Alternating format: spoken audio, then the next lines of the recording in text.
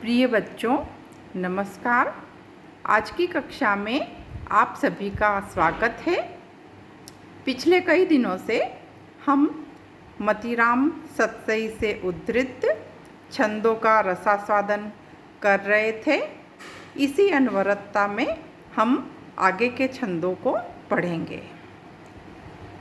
Number 13 छंद है, पीराई तन में परी पानिप रयो न देह, राख्यो नंद कुंवार ने करी कुंवार को मेह। यह जो दोहा है, इसमें नायिका की वियोगावस्था का बड़ा ही स्वाभाविक चित्रण किया गया है। हमने पिछली कक्षा में भी मतीराम के वियोग वर्णन से संबंधित कई दोहों का अध्ययन किया था, जिसमें हमने देखा कि मतीराम के जो दोहे हैं उनमें स्वाभाविकता एक बहुत बड़ी विशेषता है। वही स्वाभाविकता यहाँ पर हमें दिखाई देती है।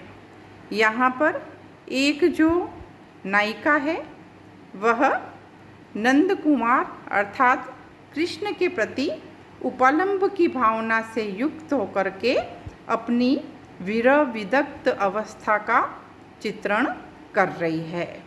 अपनी अवस्था के बारे में बताते हुए वह कह रही है कि पीराई तन में परी पानिप रयो न देह, कि प्रिय है वो प्रवास पर है या कि नायिका है वह उपेक्षित है। दोनों ही अवस्थाएं हो सकती है विरह में, कि या तो नायिका उपेक्षित नायिका है जिसकी उपेक्षा उसका प्रिय कर रहा है, या कि उसका प्रिय जो है वह प्रवास पर गया हुआ है। तो यहाँ पर ऐसी स्थिति में अपनी अवस्था का चित्रण करते हुए वह कह रही है कि पीराई तन में परी, कि मेरे संपूर्ण तन में, मेरे संपूर्ण शरीर में पीराई अर्थात पीलापन आ गया है। शरीर में पीलापन कब आता है? जबकि शरीर जो है वह दुर्बल हो जाता है, क्रशकाय हो जाता है। और विरह की अवस्था में जो नायिका है वह अत्यंत दुखी है। तो दुख के कारण, उपेक्षा के कारण उसका जो संपूर्ण शरीर है उसमें पीलापन आ गया है। और पानिप रयो न देह, और देह में, उसके शरीर में पानिप नहीं रहा है। पानिप का तात्पर्य क्या है? कांति, चमक। एक शरीर की जो स्वाभाविक कांति होती है, जो चमक होती है, जो सौंदर्य होता है, वह सौंदर्य भी समाप्त हो गया है। कष्ट ज़्यादा सहन करने पर सौंदर्य धीरे धीरे समाप्त हो जाता है। तो नायिका अपनी उसी स्थिति का चित्रण कर रही है कि कृष्ण की उपेक्षा से कृशता प्राप्त करने के कारण उसके जो शरीर के जो अंग है उनकी कांति चली गई है और पूरा जो शरीर है वह पीला पड़ गया है। अगली पंक्ति में वह उपालंब देती हुई कह रही है कि राख्यो नंद कुंवार ने करी कुंवार को मेह।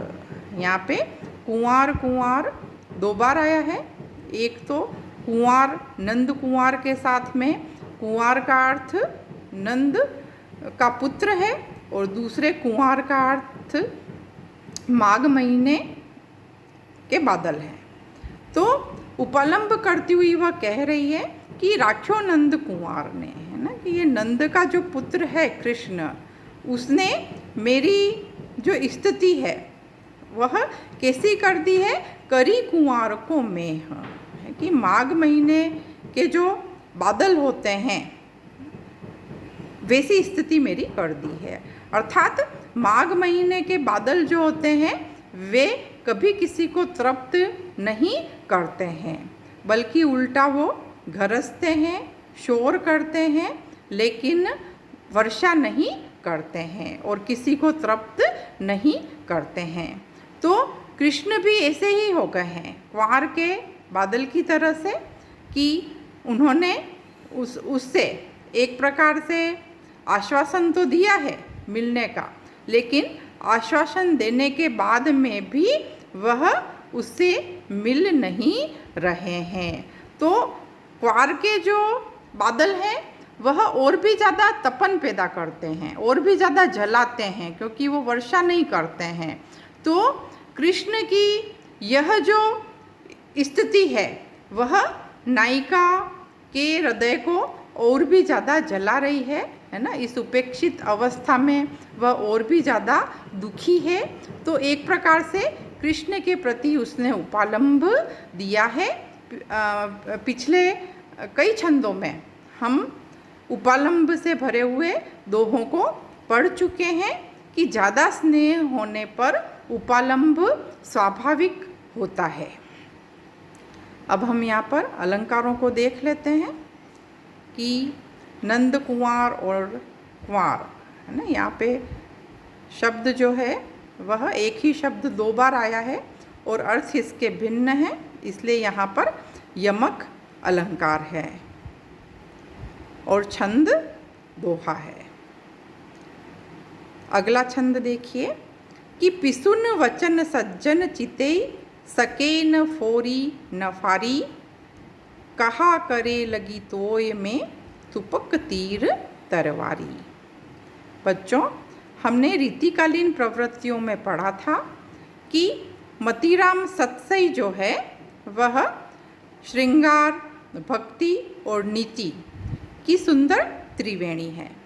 यह जो छंद है वह मतीराम का नीतिपरक छंद है और नीतिगत दोहे उन्होंने इसीलिए लिखे कि वह कांता सम्मित उपदेश दे सके।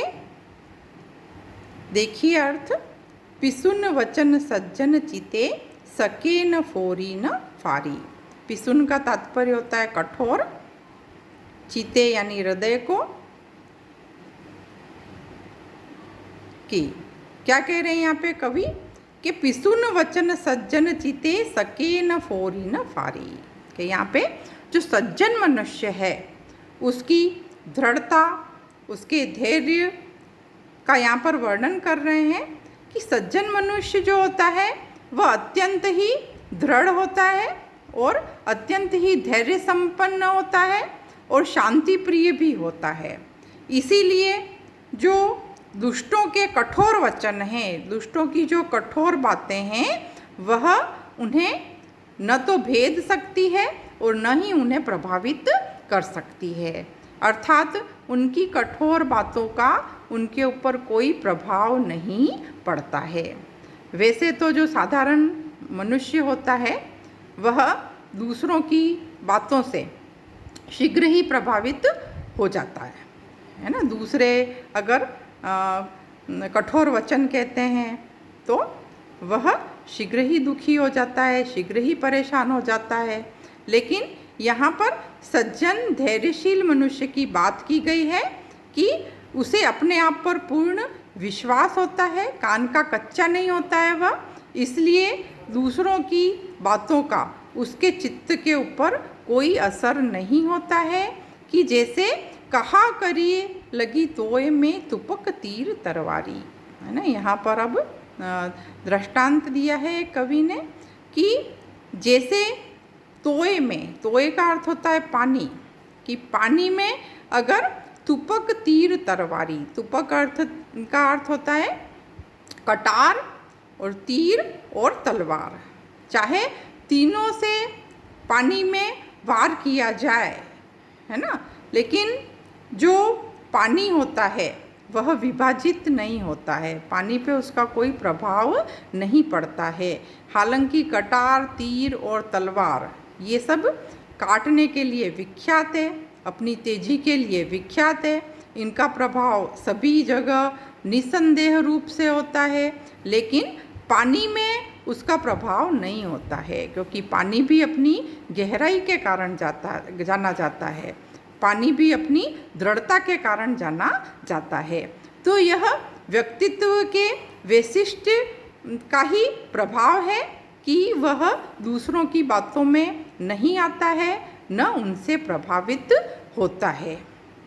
तो यहाँ पर एक प्रकार से अन्योक्तिपरक है यह दोहा कि कवि ने समझा ही दिया एक प्रकार से कि हमें दूसरों की बातों में नहीं आना चाहिए।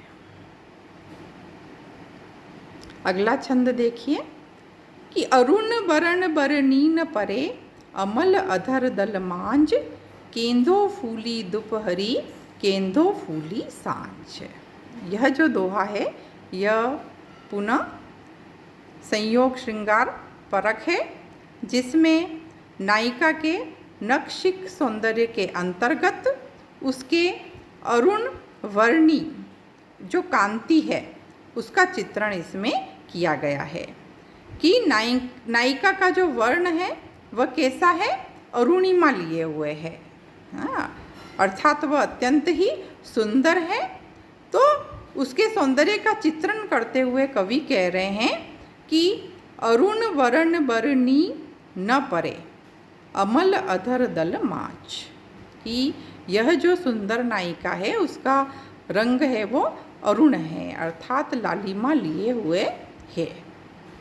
और उस लालिमा लिए हुए जो सौंदर्य है उसका वर्णन नहीं किया जा सकता, अर्थात वह अद्वितीय रूप से सौंदर्य से युक्त है, उसका सौंदर्य अवर्णनीय है और उसके अमल अधर दल मांझ, और उसके जो अधर है, अधर का तात्पर्य होता है होठ, और अमल मतलब निष्कलंक, उसके जो होठ है वो कैसे हैं, निष्कलंक है ना, अत्यंत ही सुंदर है, अत्यंत ही निर्मल है, लालिमा युक्त है।